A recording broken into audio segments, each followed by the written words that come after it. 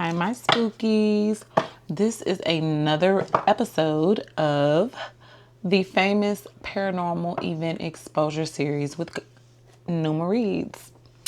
You guys, go get this deck. It's like the best for like paranormal activity, okay? And that's what we're going to be using today to dive into the energy of the Dybbuk box.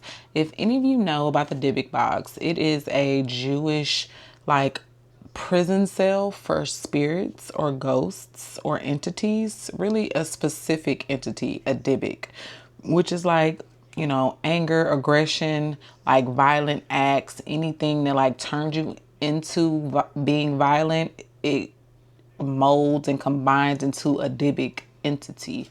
So a Dybbuk box is something that like traps spirits. So I know there's many different Dybbuk boxes people have found on the internet and stuff like that, but let's dig into the energy. Thank you, Holy Spirit.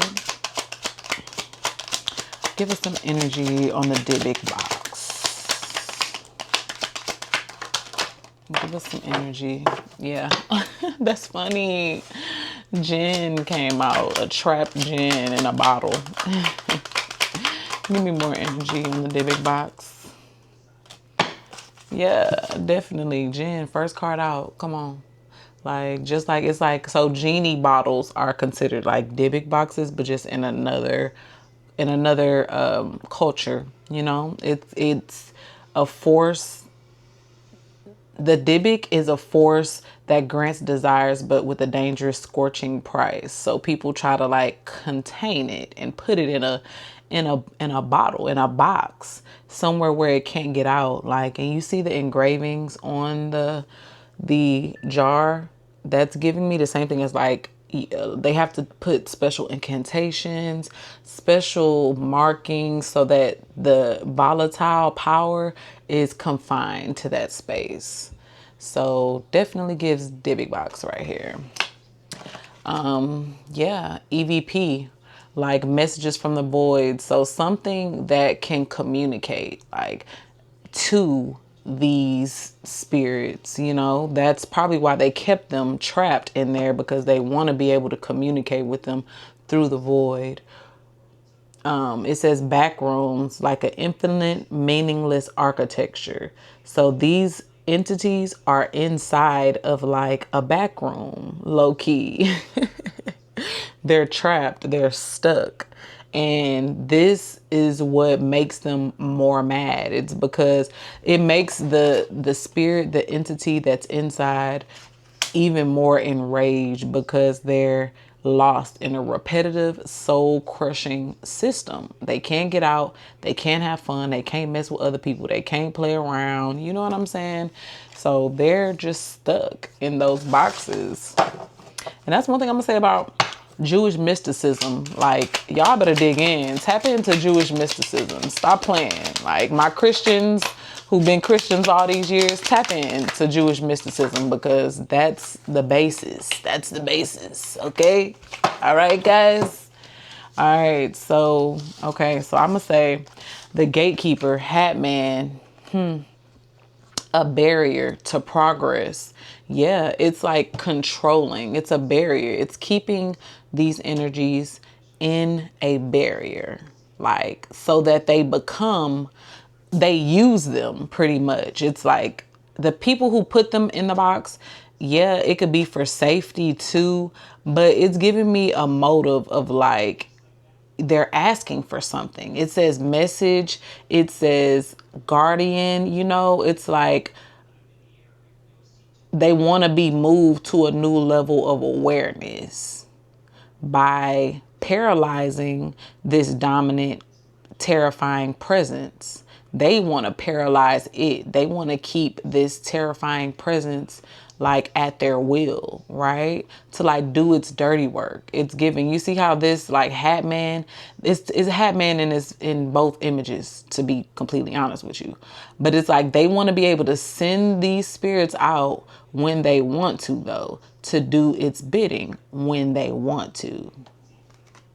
Yeah, with directed energy, it's like they're targeting people. They target people with this energy, like with, you know, to make them their henchmen. They're making the demons, the spirits, the entities their henchmen to do their dirty work. Literally. That's all it's for. It's for them to do their dirty work, to attack other people, to lower the mental firewall in other people. Maybe people are easy to suggestion, excuse me, and subjectification. I was about to say they were easy to be subjected. So they're definitely being subjected by this energy, by this control, you know. But it was definitely for a purpose, like an ulterior purpose. That's probably the original reason why. It's not to, like, you know, they push it to be like, oh, it's to keep the entity enclosed. Yes, it's to keep them enclosed so that they don't bite you in the ass for keeping them enclosed. You know, it's like the only way you can make somebody do something for you is by kind of trapping them. It's manipulation at its finest and at its most primal. And the entities never take too kind to that. The world that awakens while others are asleep, the eerie place of the 3 a.m. Yeah, like people who, so they move in like the shadows. The people who control these Dybbuk boxes or like contain these entities, they move in the shadow realms in the third shift reality. You know, that's the witching hour. It's 3 a.m. Okay. Give me some more energy behind the Dybbuk box. Yeah. The veil is literally binding things from beyond the veil. Literally. The boundary between the seen and the unseen. The thin fabric of physical perception. A barrier. We got barrier out here a few times with this gatekeeper and here. Okay. And binding. Restricted movement or growth. Restricted movement or growth. And on the gatekeeper card, it said a barrier to progress. So it's something that binds them to where they can't fully use all of their powers, or they're at the mercy of only having to use their powers for the person who's controlling them. You know what I mean? It's a spell designed to stop an action or a person in their tracks. The Dybbuk box, that's exactly its purpose. That's exactly its use. I guess I can close out here because I mean that's really it's feeling a little repetitive because that's the nature of the Dybbuk box. But if you enjoyed this, guys, definitely go into the link in my bio and get my deck, the Paranormal Activity Style Deck Fringe Reality Field Guide. Okay, until we read again, this has been your reader, Numa Reads. Later.